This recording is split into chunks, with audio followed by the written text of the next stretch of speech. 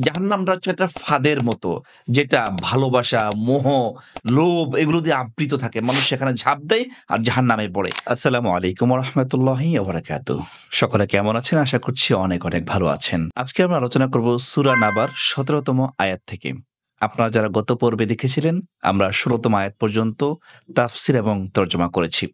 আজকে আলোচনা শুরু হলো ১৭ নম্বর আয়াত থেকে। আউযু বিল্লাহি মিনাশ শাইতানির রাজিম। বিসমিল্লাহির রহমানির রহিম। আল্লাহ তাআলা ১ম এ এখানে বলেছেন, ইন্না ইয়াওমাল ফাসলি কানা মিকাতা। ১ম এ চলুন আমরা একটু শাব্দিক ব্যাখ্যাটা করি।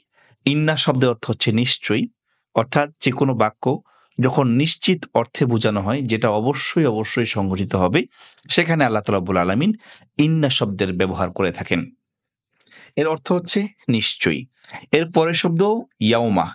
ইয়াউমা শব্দের অর্থ হচ্ছে দিন, দিবস বা সময়, অনেক সময় এটা বোঝানো হয়। ইন্না ইয়াউমাল ফাসলি। ফাসলুন শব্দের অর্থ হচ্ছে আলাদা করা। এবং কিছু, কিছু ডিকশনারিতে আসছে এটা অর্থ হচ্ছে ফায়সালা করা। অর্থাৎ চূড়ান্ত বিচার দিবসকে এই শব্দ দ্বারা বোঝানো হয়েছে। ইন্না ইয়াউমাল ফাসলি অর্থাৎ নিশ্চয়ই চূড়ান্ত বিচার দিবস। কানা মিকাতা। কানা মানেই ছিল, যেটাকে অতীতকাল বোঝানো হয়। এখন প্রশ্ন হলো, আল্লাহ তাআলা রাব্বুল আলামিন তো এখনো বিচার দিবস কার্যকর করেন নাই। তাহলে কানা শব্দটা কেন ব্যবহার করা হলো?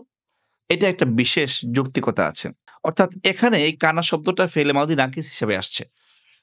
এর অর্থটা আমি যদি একটু উদাহরণ দিয়ে বুঝাই, যেমন ধরেন একজন শিক্ষক, তিনি ক্লাসের সব ছাত্র সম্পর্কে অবগত আছেন। এমত অবস্থায় যিনি টপ ক্লাস, মানে যে ছাত্ররা সবচাইতে ভালো, শিক্ষক কিন্তু পরীক্ষা দেওয়ার আগেই বলে, "এই তুমি তো পাস করেই গিয়েছো। ইনশাআল্লাহ তুমি এবার ফার্স্ট হবা।" এই যে জিনিসটা সংগঠিত হয় নাই, তার আগেই শিক্ষক বলছে, "তুমি পাস করে ফেলেছো।" তিনি জানেন যে এই ঘটনাটা নিশ্চিত হবে, কারণ এই ছেলে সবচাইতে ভালো রেজাল্ট করে সবসময়। এই নিশ্চিত ঘটনাকে তিনি অতীতকাল সম্বোধন করলেন যে, "তুমি তো পাস করেই ফেলছো।" কিন্তু ঘটনাটা এখনো সংঘটিত হয়নি। এটাকে বলা হয়, এই যে আল্লাহ রাব্বুল আলামিন এই শব্দটাকে এভাবে ইউজ করেছেন। অর্থাৎ কিয়ামত দিবস কিন্তু হয়েই গেছে। বিষয়টা এরকম। মানে এটা এতটাই নিশ্চিত, এটা হবে, এটার মধ্যে কোনো সন্দেহ নেই। এর পরের শব্দ আল্লাহ রাব্বুল আলামিন বললেন কি মিকাতা। মিকাতুন শব্দটা আসছে হচ্ছে ওয়াক্তুন শব্দ থেকে। ওয়াক্তুন শব্দের অর্থ হচ্ছে সময়। অর্থাৎ এখানে বোঝানো হয়েছে যে অবশ্যই, অবশ্যই কিয়ামত যে হবে, এটা নির্দিষ্ট একটা সময়ে হবেই হবে। এটা অবশ্যম্ভাবী। এটাতে অস্বীকার করার কোনো শক্তি নেই এবং আল্লাহর এই ওয়াদাই সত্য। তাফসীর ইবনে কাসিরে আসছে, আল্লাহ তাআলা রাব্বুল আলামিন এই সমস্ত মহাশক্তি এবং ক্ষমতা দিয়ে যা কিছু সৃষ্টি করেছেন, সবগুলি হচ্ছে সত্যের নিদর্শন এবং এগুলো একসময় সব ধ্বংস হবে এবং এটাকেই বলা হয় কিয়ামত। এবং এর মাধ্যমে আল্লাহ তাআলা রাব্বুল আলামিন কিন্তু আখিরাতের যে বিচার ফায়সালা এটা শুরু করবেন। ১৮ নম্বর আয়াত, আল্লাহ তাআলা রাব্বুল আলামিন বলেছেন, ইয়াউমা ইউনফাখু ফিস-সূর ফাতাতুনা আফওয়াজা। শাব্দিক ব্যাখ্যায় আমরা চলে যাচ্ছি। আল্লাহ তাআলা রাব্বুল আলামিন বলেছেন, ইয়াউমা অর্থাৎ সেই দিন, অর্থাৎ কিয়ামতের দিন, যেই দিন বিচার কার্য ফায়সালা হবে। ইউনফাখু, ইউনফাখ মানে হচ্ছে ফুৎকার দেওয়া হবে। কে ফুৎকার দিবে? আমরা তাফসীর পেয়েছি, সেদিন হযরত ইসরাফিল আলাইহিস সালাম এই কিয়ামতের দিন তিনি সিংহায় ফুৎকার দিবেন। দেখেন, ইয়াউমা ইউনফাখু সেই দিন ফুৎকার দেওয়া হবে ফিস-সূর। সূর শব্দ অর্থ হচ্ছে সিংহা। অর্থাৎ যে সিংহার মাধ্যমে আপনার কেয়ামত হবে।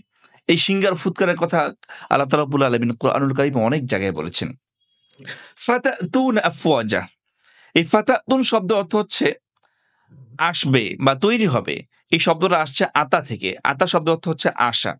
এখানে ফাতাতুনা অর্থাৎ যখন সিংহায় ফুৎকার দেওয়া হবে, ফাতাতুনা তৈরি হবে আফওয়াজা। ফাতাতুনা অর্থাৎ আসবে আফওয়াজা দলে, দলে। অর্থাৎ আল্লাহ তাআলা রাব্বুল আলামিন যখন হুকুম করবেন, ইসরাফিল আলাইহিস সালাম যখন সিংহায় ফুৎকার দিবেন, তখন কিয়ামত হবে এবং ফাতাতুনা আফওয়াজা। মানুষগণ সব কবর থেকে দলে, দলে উঠে আল্লাহর নিকট দৌড়াবে। এখানে বিশেষ কয়েকটি তাফসীর আমি ঘেঁটে দেখেছি। সেখানে বলা হয়েছে, সেই দিন মানুষ হয়তো জাতিতে, জাতিতে একসাথে আসবে, অথবা যেই নবীর যে উম্মত, সেই নবীর আন্ডারে সেই উম্মতটা দৌড়ে, দৌড়ে দলে, দলে আসবে এবং কিছু, কিছু তাফসীরে আসছে, সেই দিন মুমিনরা এক দলে দৌড়াবে, কাফেররা এক দলে দৌড়াবে, মুশরিকরা এক দলে দৌড়াবে। অর্থাৎ যখন কিয়ামতের জন্য সিংহায় ফুৎকার দেওয়া হবে, আকাশে বৃষ্টি হওয়ার পর যেমনি করে মাটির নিচ থেকে বিভিন্ন শস্যদানার গাছ জন্ম হয়, তেমনি করে মানুষের পুনরুত্থান হতে থাকবে এবং তারা সেই কেন্দ্রবিন্দুতে দৌড়াতে থাকবে। ১৯ নম্বর আয়াত, ওয়াফুতিহাতিস সামাউ ফাকানাত আবওয়াবা। ওয়াফুতিহাত, ফুতিহাত শব্দ অর্থ হচ্ছে খুলে দেওয়া হবে, আসসামা আকাশগুলোকে, ফাকানাত এবং সেগুলো তৈরি হবে আবওয়াবা অনেক দরজা। অর্থাৎ যখন সিংহা ফুৎকার দেওয়া হবে, আকাশগুলো জায়গায় জায়গায় ছিদ্র হয়ে যাবে, বিভিন্ন দরজা তৈরি হবে এবং আকাশকে উন্মুক্ত করা হবে, অসংখ্য দরজা তৈরি হবে। প্রশ্ন হচ্ছে কেন দরজা তৈরি হবে? এখানে তাফসিরে ইবনে কাসির এবং তাফসিরে জালালাইন, তাফসিরে জালালাইনে বলা হয়েছে যে কিয়ামতের ভয়াবহতার কারণে সিংহার ফুৎকারের কারণে আকাশগুলো ছিদ্র হয়ে যাবে, বিভিন্ন দরজা তৈরি হবে। এবং তাফসির ইবনে কাসিরে বলা হয়েছে সেদিন অসংখ্য দরজা তৈরি হবে যাতে ফেরেশতারা আকাশ থেকে দুনিয়াতে গমন করতে পারে। এরপরে ২০ নম্বর আয়াত, ওয়াসুইরাতিল জিবাল ফাকানাত সারাবা। সুইরত মানে হচ্ছে চালানো, গতিশীল করা। অসুইরতিল জিবাল, জিবাল মানে হচ্ছে পাহাড়। যে পাহাড়গুলোকে আল্লাহ তাআলা পেরেক হিসেবে আমাদেরকে এর আগে আয়াতে বলেছিলেন যে পাহাড়গুলোকে আমি পেরেক হিসাবে তৈরি করেছি। অসুইরতিল জিবাল, সেদিন এগুলোও চালিত করা হবে ফাকানাত সারাবা, এমনি করে এমনভাবে চালিত হবে যেন তারা মরীচিকার মতো হয়ে যায়। অর্থাৎ পাহাড়গুলোকে আল্লাহ তাআলা রাব্বুল আলামিন উত্তোলন করবেন এই সিংহার ফুৎকারের প্রচন্ড বিকট আওয়াজের কারণে। এরপরে এগুলো দিক বেদিক ছুটতে থাকবে প্রচন্ড দ্রুতগামীতে। একটা পাহাড়ের সাথে আরেকটা পাহাড় যখন ধাক্কা খাবে, চূর্ণ বিচূর্ণ হয়ে যাবে, মরীচিকার মতো ধুলাবালির মতো তারা উড়ে যাবে। এমন ভয়াবহ কঠিন অবস্থা সেদিন হয়ে যাবে। এরপরে ২১ নম্বর আয়াত, আল্লাহ তাআলা রাব্বুল আলামিন বলেছেন ইন্না জাহান্নামা, ইন্না মানে নিশ্চয়ই, জাহান্নামে মানে জাহান্নাম, কানাত মানে এটার মানে অবস্থা বোঝানো হয়েছে, নিশ্চয়ই জাহান্নামটা হলো মিরসাদা। মিরসাদা শব্দের অর্থ হচ্ছে পর্যবেক্ষণ করা, ফাঁদ অথবা ওত পেতে থাকা। অর্থাৎ আল্লাহ তাআলা রাব্বুল আলামিন বলেছেন ইন্না জাহান্নামা কানাত মিরসাদা। কেউ বলেছেন জাহান্নামটা হচ্ছে একটা ফাঁদের মতো, যেটা ভালোবাসা, মোহ, লোভ এগুলো দিয়ে আবৃত থাকে। মানুষ সেখানে ঝাঁপ দেয় আর জাহান্নামে পড়ে। আবার আরেক তাফসীরে বলা হয়েছে জাহান্নাম দুনিয়ার মানুষের জন্য ওত পেতে আছে, কারা পাপী তাদেরকে গ্রাস করার জন্য। সুতরাং আল্লাহ তাআলা রাব্বুল আলামিন বলেছেন নিশ্চয়ই জাহান্নাম ওত পেতে আছে, অথবা এটা বলতে পারেন নিশ্চয়ই জাহান্নাম একটি ধোঁকা স্বরূপ যেটা মানুষকে গ্রাস করার জন্য অপেক্ষারত রয়েছে। এরপরে ২২ নম্বর আয়াত, জাহান্নামটা আসলে কাদের জন্য আল্লাহ তাআলা ব্যাখ্যা করলেন। লিত্তাগিনা মাআবা। লিত্তাগিন, তগন মানে হচ্ছে যারা সীমাকে অতিক্রম করে। আল্লাহ তাআলা রাব্বুল আলামিন যে হুকুম আমাদেরকে করেছেন, সেই হুকুমের গণ্ডির বাহিরে গিয়ে যারা অবস্থান করে তাদেরকে বলা হয় তাগুত।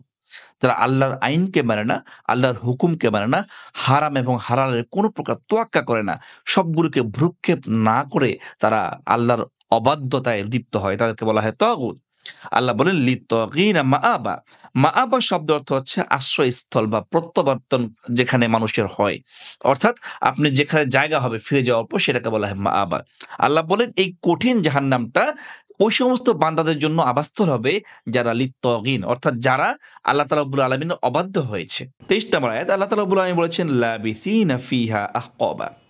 লাবিসিন মানে হচ্ছে, লাবিসা অর্থ হচ্ছে অবস্থান করা, এবং সেখানে যারা বসবাস করবে তাদের কথা আল্লাহ তাআলা রাব্বুল আলামিন বলেছেন লাবিসিনা, তারা বসবাস করবে ফিহা সেখানে, অর্থাৎ ওই জাহান্নামে। আহকাবা, হাকবাতুন অর্থ হচ্ছে সময়। আল্লাহ তাআলা রাব্বুল আলামিন বহুবচন ব্যবহার করলেন, অর্থাৎ অনন্তকাল তারা সেখানে বসবাস করবে, জাহান্নামে বসবাস করবে।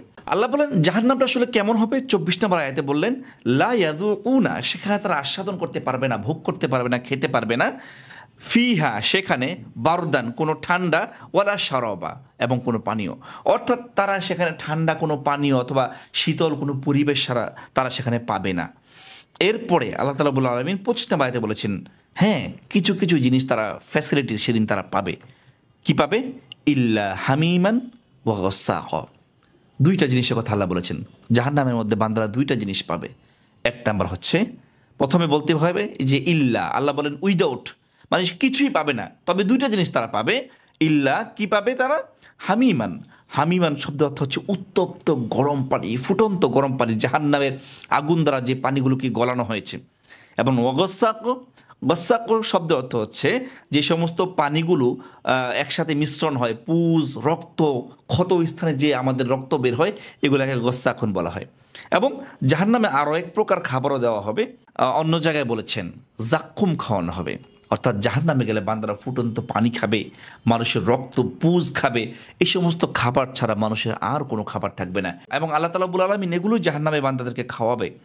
এবং আল্লাহ তাআলা রাব্বুল আলামিন বলেছেন ২৬ নম্বর আয়াত, জাযাআও উইফাক, এই খাবারগুলো তোমাদের জন্য উপযুক্ত, এগুলো তোমাদের জন্য যথেষ্ট। কারণ দুনিয়াতে তোমরা আল্লাহর হালাল জিনিস বাদ দিয়ে অনুপযুক্ত পচা হারামে তোমরা নিমজ্জিত ছিলে, হালাল জিনিসকে বাদ দিয়ে দুর্গন্ধযুক্ত হারামে তোমরা নিমজ্জিত ছিলে।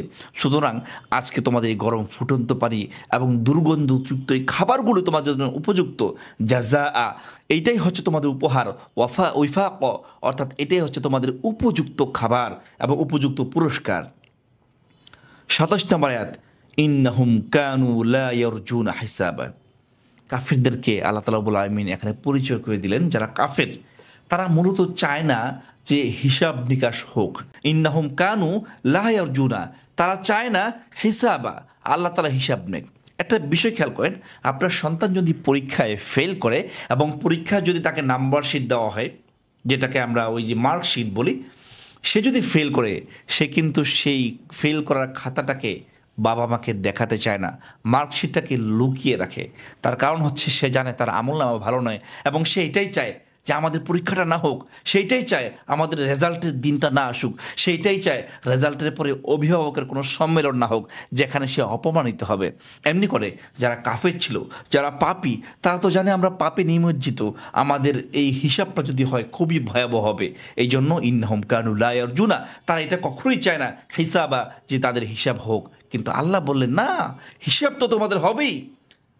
কেননা তোমরা কি করেছিলে? ২৮ নম্বর আয়াতে আল্লাহ বললেন, ওয়াকাযযাবু বিআয়াতিনা কিযাবা। ওয়াকাযযাবু মানে তারা তো মিথ্যা প্রতিপন্ন করেছিল, বিআয়াতিনা, আল্লাহর আয়াতকে। আল্লাহ যে কোরআন নাজিল করেছে, কিয়ামতের কথা বলেছে, পুনরুত্থানের কথা বলা হয়েছে, জাহান্নামের কথা বলা হয়েছে, এগুলোকে তারা বলতো না মুহাম্মদ এগুলো মিথ্যা কথা বলে, এগুলো আসলে মানার যোগ্য নয়। আল্লাহ তাআলা রাব্বুল আলামিন বলেছেন যে তোমরা তো এগুলোকে মিথ্যা প্রতিপন্ন করেছো, আমার আয়াতকে তোমরা মিথ্যা বানিয়েছো, সুতরাং তোমাদের জন্য এই শাস্তি অবশ্যই অবশ্যই প্রাপ্য।